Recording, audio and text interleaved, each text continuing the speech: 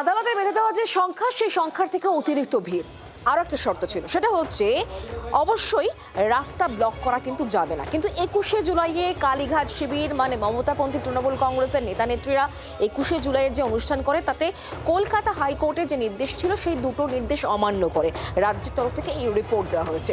আগামী দিনের জন্য সৌগত ভট্টাচার্যের বেঞ্চ মমতা বন্দ্যোপাধ্যায় শিবিরকে কার্যত সতর্ক করে দিয়েছে।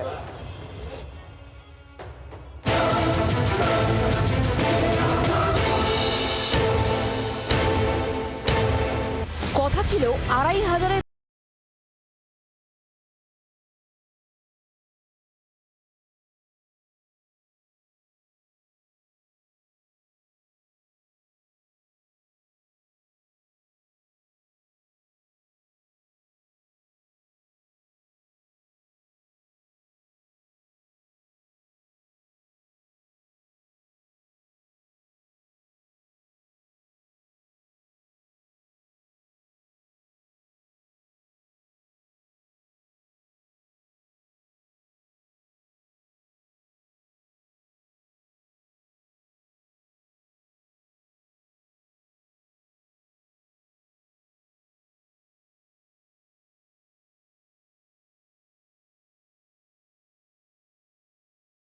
রাজ্যের রিপোর্ট বলছে হাইকোর্টের বেঁধে দেওয়া সংখ্যার চেয়েও বেশি জমায়েত হয়েছিল কালীঘাট তৃণমূলের সভায়।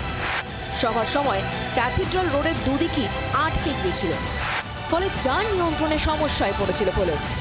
আদালত আজকে কালীঘাট শিবিরকে তারা সতর্ক করেছে এটাই যে ভবিষ্যতে যদি এমন হয় তাহলে কিন্তু আদালত অবশ্যই সিরিয়াসলি দেখবে। অর্থাৎ আদালতের শর্ত না মানার জন্য এবং নিয়ম লঙ্ঘন করার জন্য কালীঘাট শিবিরকে সতর্ক করলো কলকাতা হাইকোর্ট। সব মিলিয়ে হাইকোর্টের 21শে অসন্তোষে অস্বস্তিই বাড়ল কালীঘাট শিবিরের।